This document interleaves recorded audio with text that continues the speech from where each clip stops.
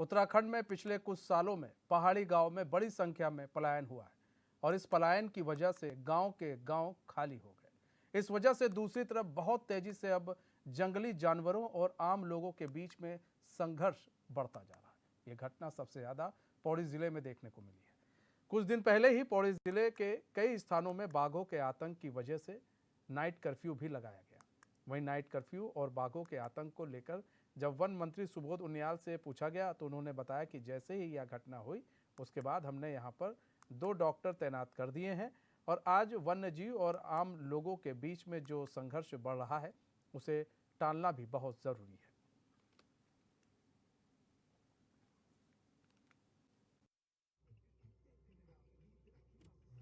देखिए, आज बायोडाइवर्सिटी को बचाए रखने के लिए भी वन्य जीव का होना जरूरी है।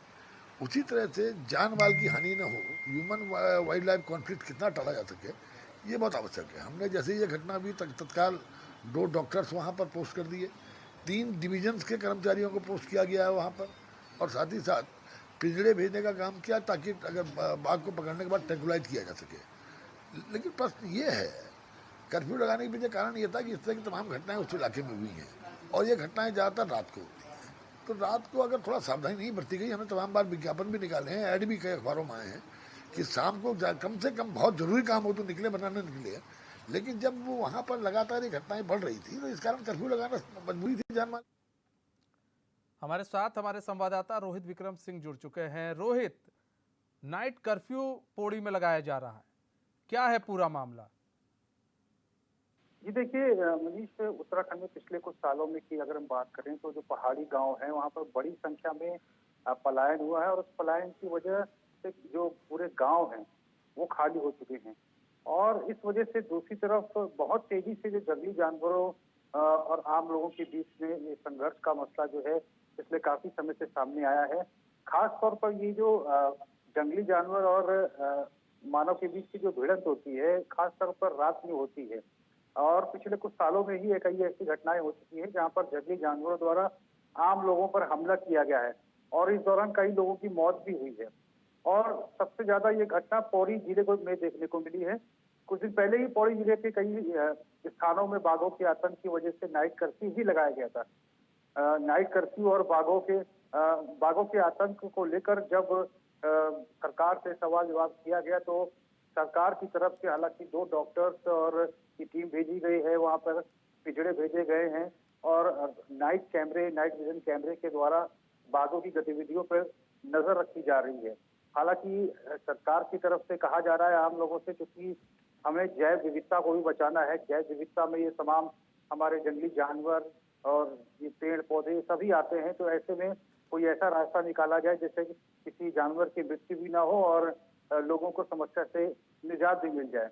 और इसके साथ ही 3 डिवीजन के कर्मचारी भी भेजे गए हैं और पिंजड़े लगाने का जो काम था वो शुरू हो चुका है और पूरी रात भर मॉनिटरिंग चल रही है और पूरा प्रयास ये हो रहा है कि जो कुछ क्षेत्र के आदमखोर बाघ है जिनसे पौड़ी जिले के जो लोग प्रभावित हैं उन बाघों को जल्द से जल्द पकड़ा जाए ताकि लोगों को राहत मिल सके। लेकिन ये संघर्ष बढ़ता जा रहा है और सबसे बड़ी चीज बताया जा रहा है इसके बीच जो है पलायन जो एक वजह मानी जा रही है, क्योंकि पलायन हो रहा है, गांव के गांव खाली हो रहे हैं, इसलिए बाघ जो है अब जो गांव खाली हो रहे हैं उनको अपना घर मान ले रहे हैं।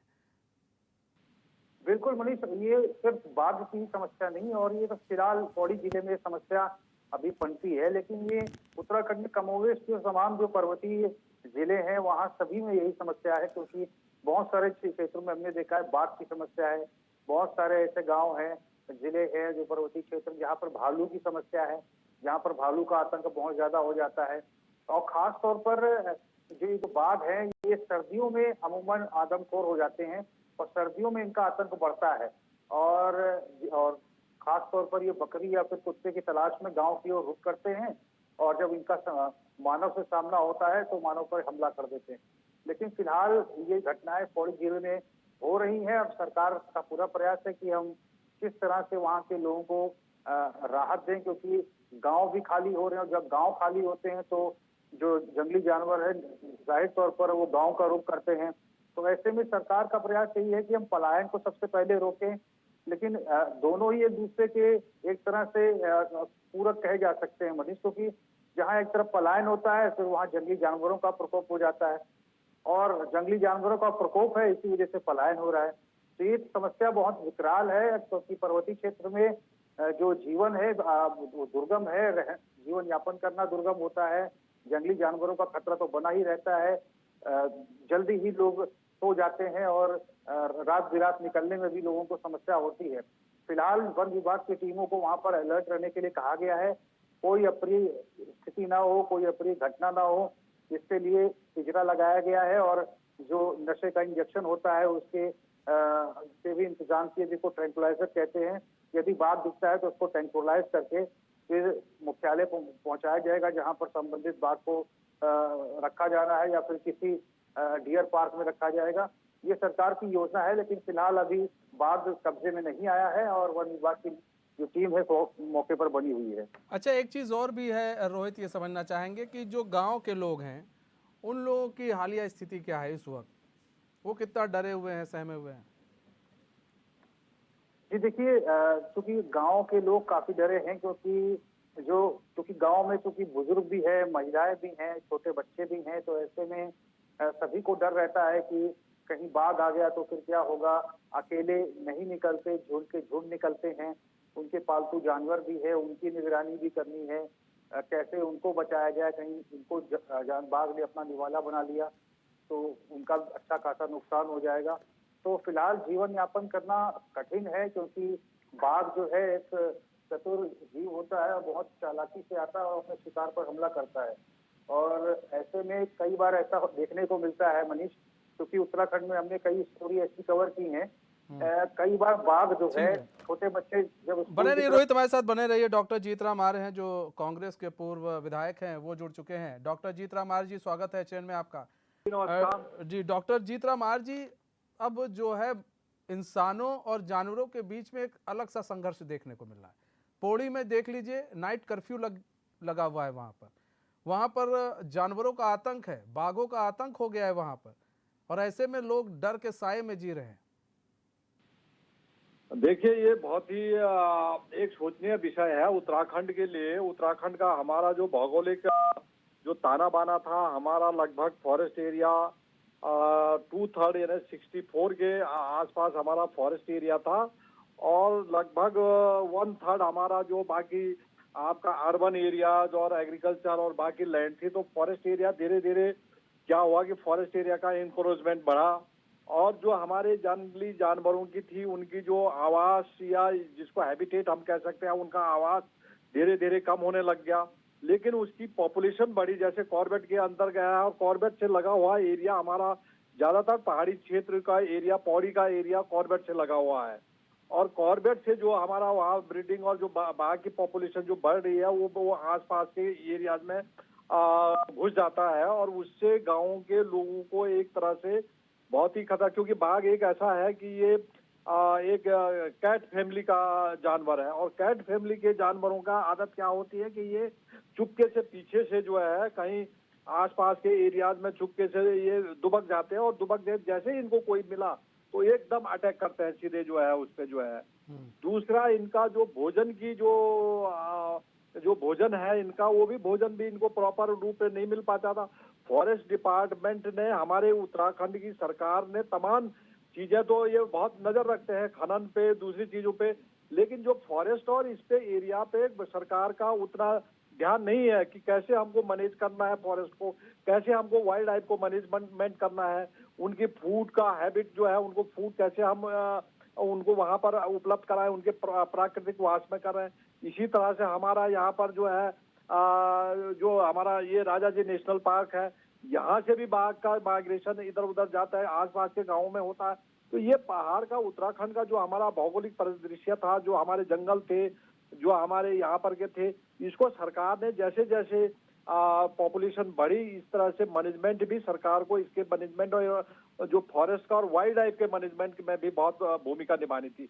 लेकिन इस ओर सरकार ने कभी, किसी सरकार ने इस ओर ध्यान नहीं दिया कि हमको अपने वाइल्ड लाइफ को कैसे प्रोटेक्ट करना है, क्योंकि हमारा टूरिज्म जो है वो रिक्रेशनल जो टूरिज्म होता है वो भी वाइल्ड लाइफ उसमें बहुत महत्वपूर्ण भूमिका निभा रहा है। कॉर्बेट के अंदर मैंने देखा वहां पर एक दिन में लगभग 150 से 200 250 टैक्सियां चलती है, मूवमेंट चलता है और बाकी वो क्राउडेड बन गया है। ठीक है। बाकी जीत हैबिटेट कुमार जी को बने रहिए हमने- हमारे साथ। सर बने रहिए। विपिन कैंतुला जुड़ चुके हैं, बीजेपी प्रवक्ता है। विपिन जी स्वागत है चैनल में आपका। विपिन जी, ये जो नाइट कर्फ्यू लगाया जा रहा है पौड़ी में, एक अलग सी दहशत है वहां पर बाघ को लेकर, और इंसानों और जानवरों के बीच में एक अलग जो कहते हैं ना कि दूरी है, वो अब घट गई है एकदम से। बाघ अब गांव में प्रवेश करने लगे हैं, बेधड़क बेझिझक प्रवेश करने लगे हैं, और सिर्फ कारण ये एक है पलायन। पलायन ना हो तो गांव के गांव रहे और ये जानवर भी दूर रहे। इसको लेकर क्या तैयारी है सर? और देखिए मनीष, जहाँ की ये घटना है वो इलाका कॉर्बेट नेशनल पार्क से लगा हुआ इलाका है। कॉर्बेट की जो दुर्गा देवी रेंज और अथवा ढाब इलाका है, उस क्षेत्र की ये घटना है और तमाम उस क्षेत्र के जो गांव है वो कॉर्बेट से टचड गांव है। इसलिए वहां पर समय समय पर इस प्रकार की घटनाएं होती रहती हैं। आपको याद होगा बहुत वर्ष पहले भी एक बाघ को जला करके कुछ वहां के ग्रामीणों ने इस प्रकार की घटना हमको देखने को मिली है। देखिए ये वहां पर जिस प्रकार से आप कह सकते हैं कि मैं जिस प्रकार से इस क्षेत्र को भली भांति जानता हूँ, बहुत बड़े बड़े गांव वहां पर हैं, लेकिन जिस प्रकार से जानवरों के ये चीजें चल रही हैं, इस पर सरकार गंभीरता से काम कर रही है। निश्चित रूप से जो वाइल्ड लाइफ है, जो वाइल्ड एनिमल्स हैं, वो किसी प्रकार से लोगों को नुकसान न करें, इस पर भी सरकार ने और मुख्यमंत्री जी ने, वन मंत्री जी ने निर्देशित किया है वहाँ के जो फॉरेस्ट के अफसर हैं। निश्चित रूप से, क्योंकि आपको पता है, देखिए मनीष, टीवी चैनलों में बैठ करके बातें कर लेना बहुत आसान काम होता है, लेकिन अगर जो किसी भी चीज को हम इम्प्लीमेंटेशन में जाते हैं तो कई चीजें, चाहे वो एनजीटी हो, चाहे कहीं एनजीओ हो, कई प्रकार की लड़ाइयाँ हमें अपने विकास के लिए भी लड़नी होती है।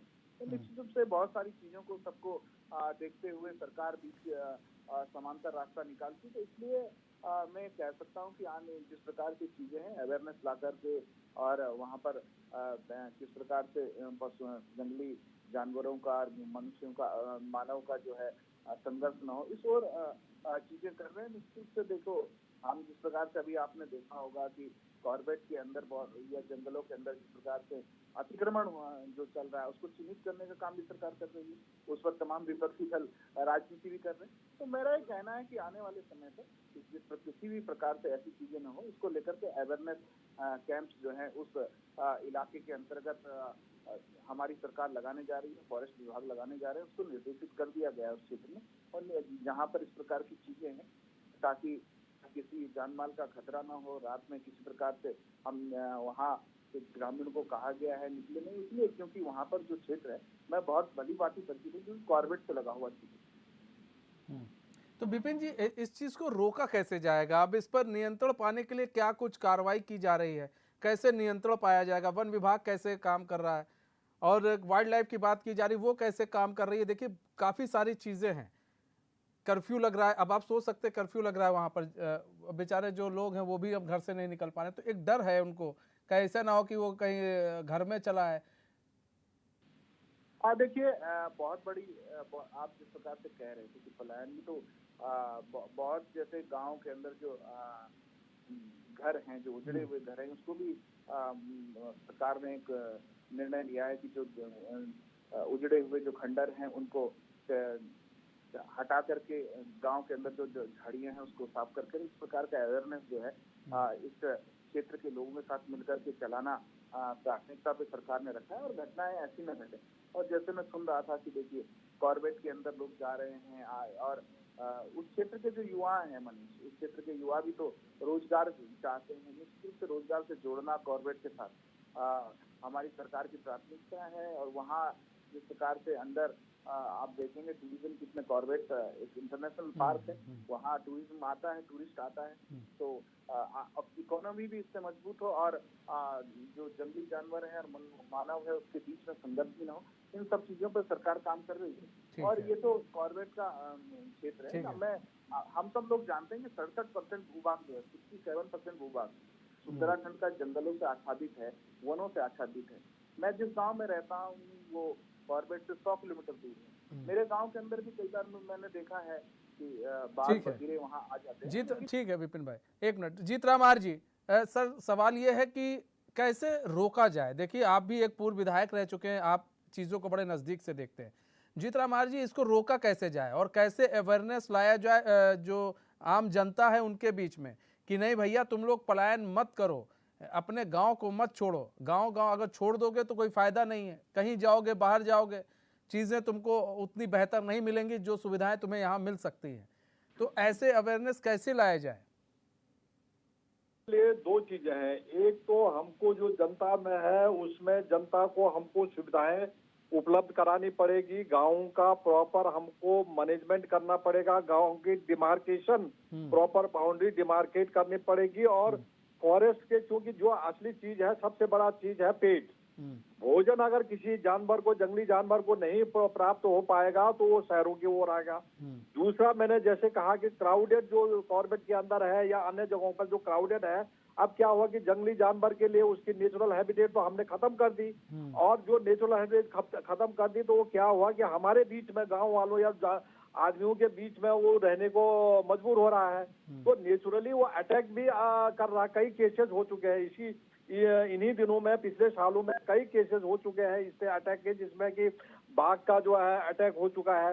भाई आज से 10 बहुत पहले भी, कई सालों पहले, 20 साल 50 साल पहले हमारे लोग यहाँ गाँव में भी रहते थे और जंगली जानवर भी रहते थे। तो हम एक दूसरे के, एक तो आदमियों को, लोगों को, जनता को इसमें जागरूक, बहुत वाइल्ड लाइफ के प्रति जागरूकता बहुत आवश्यक है। दूसरा, उनका जो प्राकृतिक आवास है उसको हमको ठीक है जीत राम जी, समय कम है। आप दोनों मेहमानों का बहुत बहुत धन्यवाद हमारे साथ जुड़ने के लिए और अपना बहुमूल्य समय देने के लिए। बहुत बहुत धन्यवाद रोहित, हमारे साथ जुड़ने के लिए।